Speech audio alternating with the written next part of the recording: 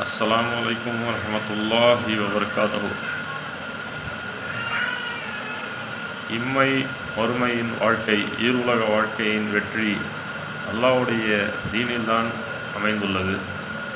தீன் என்பது ஈமானுடன் வாழ்வதும், நபி ஸல்லல்லாஹு அலைஹி வஸல்லம் அவர்களுடைய வாழ்க்கை வழிமுறையை பின்பற்றி உச்சந்தலை முதல் உள்ளங்கால் வரை சுன்னத்துகளை பேணி நடப்பதே ஆகும். அவர்கள் வாழ்க்கையில் எப்படி வாழ்ந்தார்கள், அவர்கள் எப்படி எளிமையாக அல்லாஹ்வை கீழ்ப்படிந்து அல்லாஹ்வுடைய ஈமானுக்கு கீழ்ப்படிந்து வாழ்ந்தார்கள் மற்றும் ஈமானுடைய ஷிஃபத்துகள் ஏராளமான ஷிஃபத்துகளை கொண்டு நபிமார்களும் சஹாபாமார்களும் அவுலியாக்களும் தாபியீன்களும் வாழ்ந்துள்ளார்கள். இந்த அதிகப்படியான ஈமானின் ஷிஃபத்துகளில் 6 ஷிஃபத்துகள் தாலிம் ஹதீஸ் ஷரீஃபில் குறிப்பிடப்பட்டுள்ளது.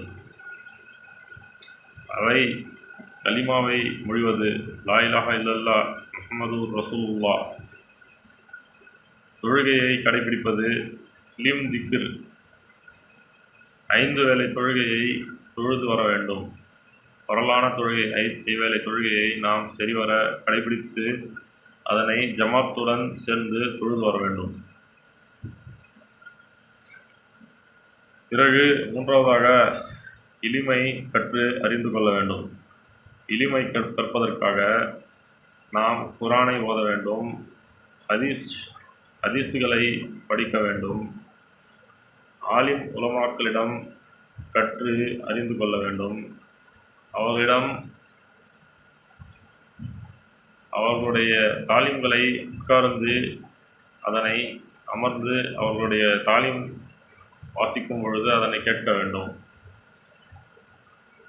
திக்கிரை, அத்கார் என்கின்ற திக்கிர், காலையிலும் மாலையிலும் ஓத வேண்டிய திக்கிர்களை அதிகப்படியாக ஓத வேண்டும். சுப்ஹானல்லாஹ், அல்ஹம்துலில்லாஹ், அல்லாஹு அக்பர், லா இலாஹா இல்லல்லாஹ், வலா ஹவுலா வலா குவத்தா இல்லா பில்லாஹ் என்கின்ற திக்கிர்களை காலையிலும் மாலையிலும் அதிகப்படியாக ஓதி வர வேண்டும். குர்ஆனை அதிகமாக ஓத வேண்டும். அல்லாஹ்வுடைய வசனங்களை ஓதுவதை மட்டும் செய்யாமல் அதனை தர்ஜுமாவுடன் புரிந்து அறிந்து கொள்ள வேண்டும். இப்பொழுது நமக்கு அல்லாஹ்வுடைய குர்ஆனில் என்ன வசனங்களில் என்ன கூறியிருக்கின்றான் என்பதை நாம் அறிந்து கொள்ள முடியும்.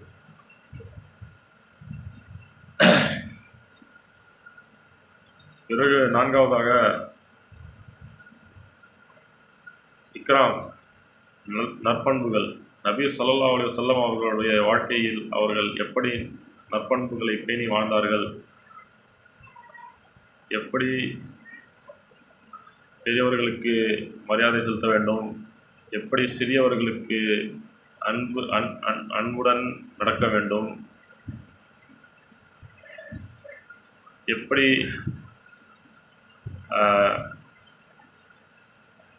ஆலிம் உலமாக்களுக்கு எப்படி மரியாதை செலுத்த வேண்டும், கண்ணியம் செலுத்த வேண்டும், பிறகு சகோதரருக்கு எப்படி மரியாதை செலுத்த வேண்டும், தாய் தந்தையர்களுக்கு எப்படி மரியாதை செலுத்த வேண்டும் என்பதை பற்றியெல்லாம் நபி ஸல்லல்லாஹு அலைஹி வஸல்லமுடைய வாழ்க்கை அவருடைய சுன்னத்துகளில் கற்றுக் கொடுத்து இருக்கின்றார்கள்.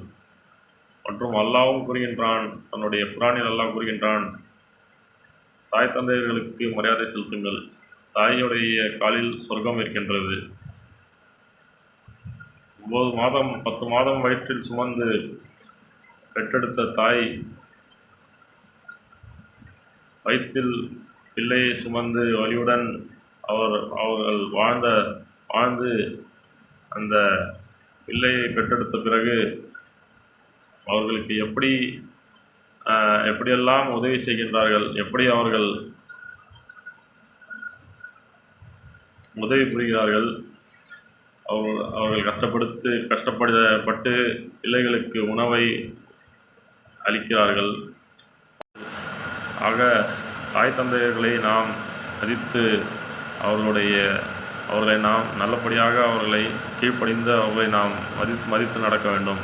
பெரியவர்களாக ஆன பிறகு அவர்களை நாம் நம்மை எப்படி அவர்கள் நம்மை காத்தார்களோ அதை போன்றே நாமும் அவர்களை காப்பாற்ற வேண்டும். அவர்களை வீட்டை விட்டு வெளியே அனுப்பக்கூடாது. அவர்களை நாம் மரியாதையுடன் அவர்களை வைத்து பார்த்து கொள்ள வேண்டும். இதுதான் ஈமானுடைய அதிகப்படியான சிஃபத்தாக இருக்கின்றது. ஈமானில் சுன்னத்துகள் 7ஆக இருக்கின்றது. அல்லாவை நம்ப வேண்டும், அம்பியாமார்களை நம்ப வேண்டும், மலக்குமார்களை நம்ப வேண்டும், அல்லாஹ்வுடைய கிதாபுகளை நம்ப வேண்டும், தக்தீர் விதியை நம்ப வேண்டும், மௌத்தை நம்ப வேண்டும், மறுமை வாழ்க்கை என்பது இருக்கின்றது என்பதை நம்ப வேண்டும்.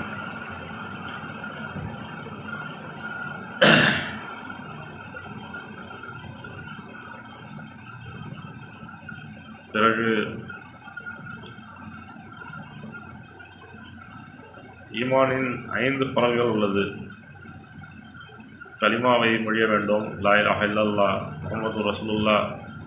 தொழுகையை சரிவர 5 வேளை தொழுகையை ஜமாத்துடன் பள்ளிக்கு சென்று தொழுது வர வேண்டும். யார் ஒருவர் தொழுகையை சரியான முறையில் தொழுது வருகிறாரோ அவருக்கு அல்லாஹ் 5 விதமான நன்மைகளை, வெகுமதிகளை அல்லாஹ் கொடுக்கின்றான். முதலாவதாக அவருடைய ரிஸ்க்கு விசாலமாக்கப்படுகிறது. அவருடைய உணவு விருத்தி அதிகப்படுத்தப்படுகிறது. எளிதாக அவருக்கு உணவு கிடைப்பதற்கு அல்லாஹ் வழிவகுக்கின்றான். இரண்டாவதாக அவருடைய கபர் வேதனை நீக்கப்படுகின்றது. அவர்களுடைய பாவங்கள் அனைத்தும் மன்னிக்கப்படுகின்றன. அதனால் அவருடைய கபர் வேதனை, கபரில் ஏற்படுகின்ற வேதனையை இருந்து அல்லாஹ் நீக்குகின்றான்.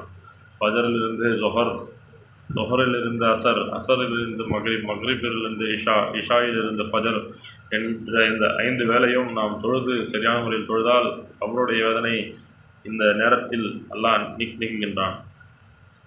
ஒருவேளை தொழுகையை நாம் விட்டாலும் அதனால் நமக்கு அந்த நேரம் நாம் செய்கின்ற பாவம் அந்த நேரத்தில் அல்லாஹ் வேதனையை கபரில் அளிக்கின்றான்.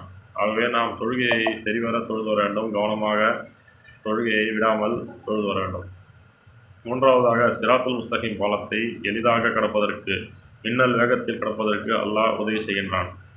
மறுமை நாளில் கயாமத் வரும் நாளில், மறுமை நாளில் மனிதர்கள் அனைவர்களும் எழுப்பப்படும் நாளில் அல்லாஹ் கேள்வி கணக்கு இல்லாமல் அல்லாஹ் மனிதனை சொர்க்கத்திற்கு அனுப்பிவிடுவான். 5 வேளை தொழுகையை யார் சரிவர தொழுது வருகின்றானோ அவனுடைய அமல்கள் அனைத்தும் சரியாக இருக்கும் என்பதுதான் அல்லாஹ்வுடைய இது.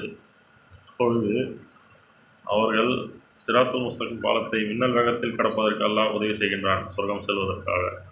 நான்காவதாக அவருடைய கையில் அமல் நாமா, அவருடைய அமல்கள், உலகத்தில் என்னென்ன செய்தார்கள் என்கின்ற அமல்கள், நல்ல அமல்கள், தீய அமல்கள் என்கின்ற வகையில் அவருடைய அமல்கள் எல்லாம் நல்ல அமல்களாக அவர்கள் கையில் வலது கையில் அமல் நாம பட்டம் என்கின்ற அந்த நல்ல அமல்களுடைய ஏடு மனிதனுடைய வலது கையில் அல்லாஹ் கொடுப்பான் மறுமை நாளில். லஹூல் மக்பூல் என்றும் அதனை கூறுவார்கள். ஐந்தாவதாக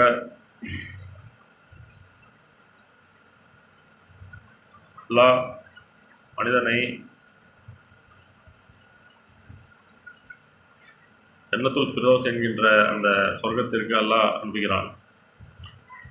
ஆகவே நாம் இந்த ஈமானுடைய பரல்கள், கலிமா, தொழுகை, சக்காத் கொடுக்க வேண்டும், ரமலான் மாதத்தில் 30 நோன்புகள் நோக்க வேண்டும், மற்றும் சக்காத் கொடுக்க வேண்டும், மற்றும் ஹஜ் செய்ய வேண்டும் ஆகிய இந்த 5 பரல்களை நாம் சரிவர செய்தால்தான் நாம் ஒரு சரியான ஒரு முஸ்லீமாகவும் மூமீனாகவும் இஸ்லாத்தை கடைபிடிப்பவர்களாகவும் இருப்போம். இல்லை என்றால் பெருக்கென்று நாம் முஸ்லீம் என்று சொல்லிக்கொண்டு பிறர் முஸ்லீம் என்று கூறுவதால் மட்டும் நாம் முஸ்லீம் ஆகிவிட முடியாது. நாம் அல்லாஹ்வுக்குரிய இந்த 5 அமல்களை, இந்த 5 ஈமானுடைய பரல்களை நாம் கடைபிடிக்க வேண்டும். பிறகு நம்முடைய அமல்கள், இக்ராம், அர்ப்பண்புகளை நாம் வளர்த்து கொள்ள வேண்டும். இக்லாசுடன் வாழ வேண்டும். அல்லாஹ்வுடைய வாழ்க்கையை, நபிமார்களுடைய சுன்னத்துகளை பேணி எப்படி உணவு உண்ணும்போது எப்படி பிஸ்மில்லா கூறுவது, உணவு உண்ண பிறகு அல்ஹம்துலில்லாஹ் என்று கூற வேண்டும். எந்த ஒரு செயல் செய்தாலும் அல்லாஹ் நம்மை பார்த்து கொண்டிருக்கின்றான். எந்த ஒரு அமல்கள் நாம் செய்தாலும் அல்லாஹ் நம்மை பார்த்து கொண்டிருக்கின்றான் என்கின்ற எண்ணத்தை நாம் மனதில் வைக்க வேண்டும். அப்போது நமக்கு அல்லாஹ் உதவி புரிகின்றான்.